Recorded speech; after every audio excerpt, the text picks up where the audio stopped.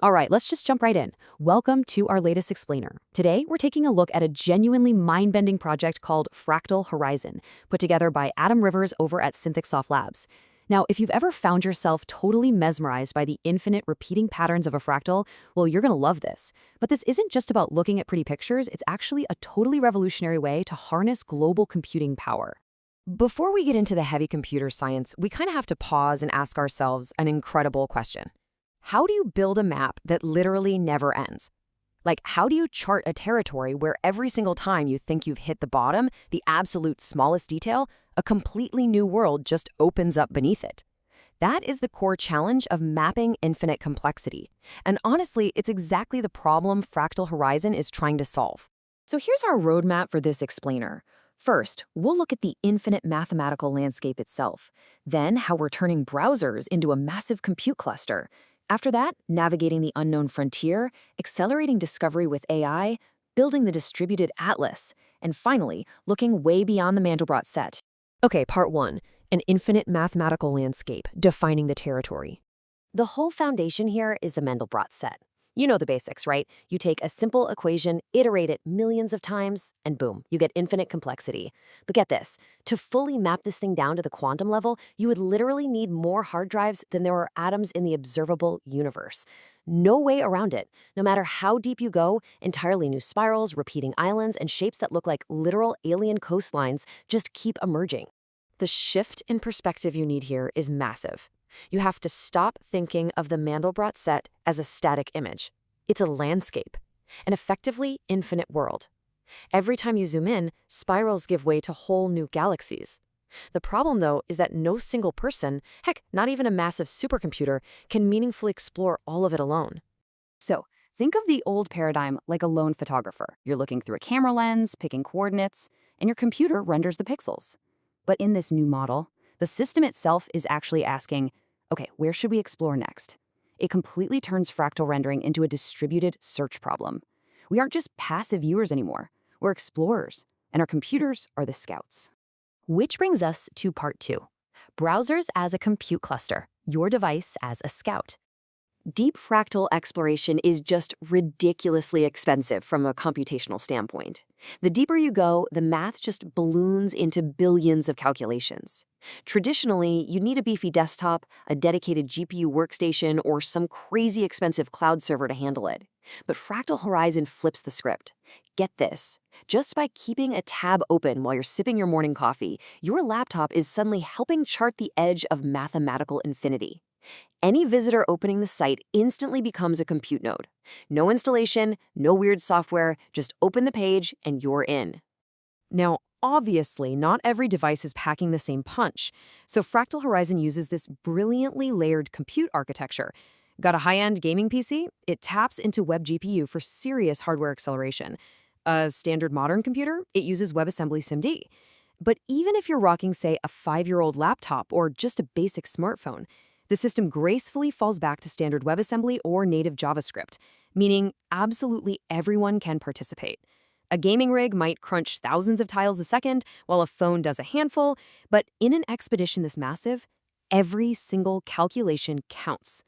All right, part 3, navigating the unknown frontier, the Scout engine. So, we have this massive, inclusive fleet of browsers ready to go. But how do we direct them?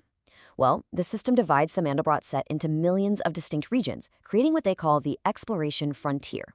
And every good map needs a legend, right? The system attaches crucial metadata to each region. We're talking exploration depth, novelty scores, computational complexity, neighbor relationships, and a full discovery history. So instead of just blindly rendering random spots, the system uses all this data to ask, okay, which unexplored region looks the most interesting? Enter the Scout engine. This is a highly experimental, honestly fascinating piece of the puzzle. Think of it like an autonomous probe flying into the mathematical unknown. First, it evaluates those frontier regions. Then, it actively hunts for areas with high detail density or mathematical novelty. And finally, it delegates the heavy lifting, the deep analysis tasks, out to our distributed network of browsers.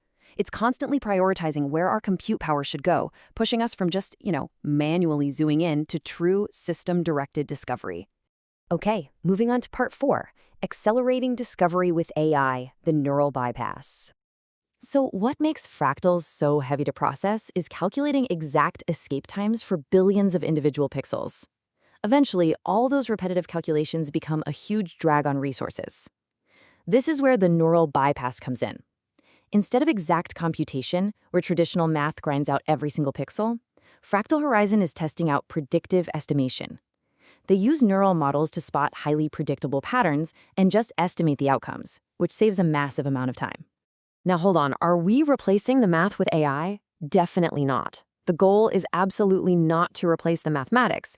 The AI is simply an acceleration layer. The system still relies entirely on exact math where precision is actually needed, but it uses predictive models where a close approximation is perfectly fine. The AI acts like a tour guide, making sure we don't waste precious computing power on the boring, predictable stuff, and instead redirects it toward the high-value, unexplored frontiers. Which leads us to part 5, building the distributed atlas, a persistent memory. So what actually happens to all this data once our fleet of browser scouts digs it up? Well, normally, when you render a fractal, no matter how insanely beautiful it is, it just completely disappears the second you close the app. Poof, all that computational effort is gone. But Fractal Horizon is designed to remember. Every single discovered region becomes a permanent, persistent part of a collaboratively generated atlas. It's wild. You are literally contributing to a permanent map. Ultimately, we aren't just hoarding a collection of pretty screenshots. We are building a fully navigatable knowledge structure. It maps out exactly what has been explored, flags what remains completely unknown, and highlights where the next big discoveries might be hiding. It is a living, continuously evolving map of mathematical space, built by thousands of independent people and machines, all working together. Finally, part 6, Beyond the Mandelbrot Set, the Future of Exploration. Let's zoom all the way out because here is the real kicker of this whole explainer. Fractal Horizon isn't really about fractals. Yep, the Mandelbrot set is just a safe, really fascinating sandbox. It's merely a test environment. The actual objective here is studying collective intelligence. The real question is, how do we take massive, distributed, intelligent systems and get them to collaboratively explore unknown spaces that are just way too massive for any single system to understand alone? And why this matters is obvious when you look at the real-world applications. Today, sure, the space we're mapping is math, but tomorrow, these exact same principles of decentralized computation and autonomous discovery can be used to map out massive cybersecurity attack surfaces. They can run impossibly complex scientific simulations, solve giant optimization landscapes, build out vast knowledge graphs, or even create fully autonomous research environments. The tools we're building right now to explore infinity are the exact same tools that could solve our most complex human challenges down the road. I want to leave you with a final, really provocative thought from the project's creator to just kind of chew on as we wrap up this explainer. What happens when thousands of independent systems collaborate to explore something larger than any one of them can understand alone? By turning our everyday web browsers into scouts and channeling our individual curiosity into a true collective intelligence, we might just be looking at the blueprint for the very future of human discovery. Thanks so much for joining me on this one.